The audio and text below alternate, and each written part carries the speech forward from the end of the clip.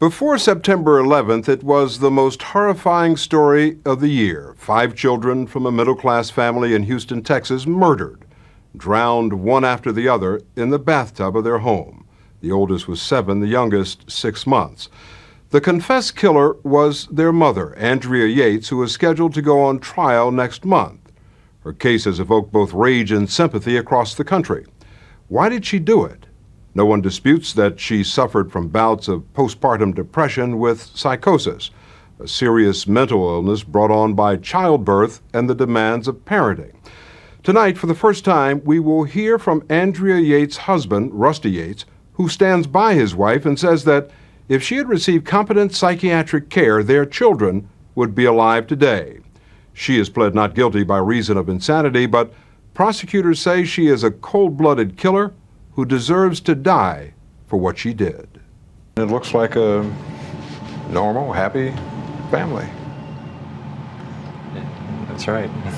By all appearances, the Yates were a normal, happy family until 2 years ago. Soon after the birth of their 4th son, Luke, Andrea began showing signs of depression. Twice in 1999, she tried to kill herself, first from an overdose of sleeping pills, and then, a month later, she took a knife into her bathroom. She had a knife held up to her neck, and it's like she's looking at her neck trying to figure out how to cut herself so that she could successfully kill herself. And I said, "Give me the knife." And she said, "Let me do this." And I said, "No, give me the knife." And she wouldn't do it. She just stood there like this. So I grabbed her arm and pulled it down, and I pried the knife out of her hand.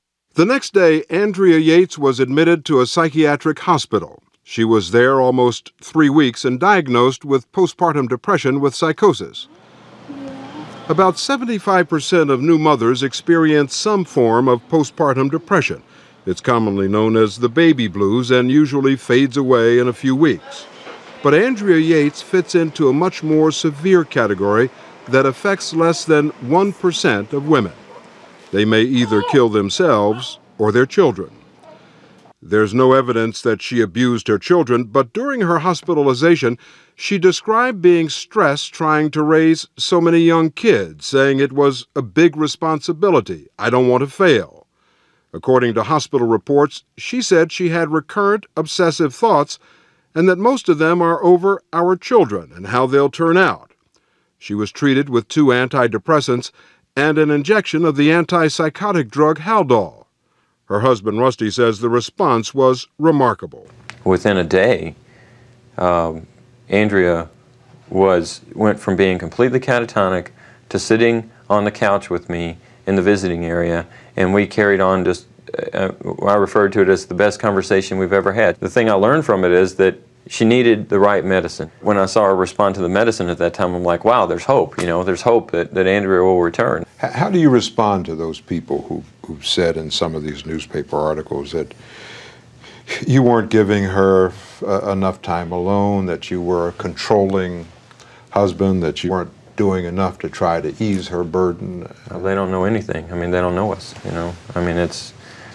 we had what I'd call a more traditional family. But to say those things is really, unfair. For more than a year after she got out of the hospital and was off all medications, by all accounts, life in the Yates family was back to normal. They decided to have another child. There's the baby in there.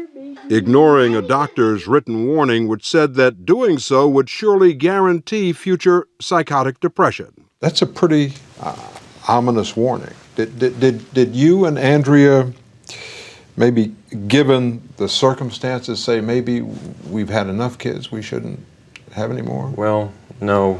We looked at that and we said, well, this was a very difficult time. But then we said, well, would we rather have not had Luke? Of course, we'd rather have Luke and have gone through that. What we were told is that there was a 50% chance that she would be depressed again if we had another child, and if she got depressed again, she would have the same symptoms as she had in '99, and that the same treatment that worked for her in '99 would work again. Within months of Mary's birth, Andrea Yates' depression returned with a vengeance. It was a depression which her husband says led her to murder their children. So for people who don't understand, I mean, you're supportive of her. You've talked to her, you've seen her, you go to visit her in jail. Right. And you support her today. Absolutely. There are people who don't understand, who would say, she killed your children, 5 children, her children. How can you be supportive? What do you say to them? You know, the person that drowned those children is not Andrea. If your brain's sick, then you can think things that aren't real. So because of that mental illness, you're not angry with her, you don't blame her for what happened? I don't blame her a bit. And that's, people find that just outrageous, I know, but I don't. I don't blame her one bit.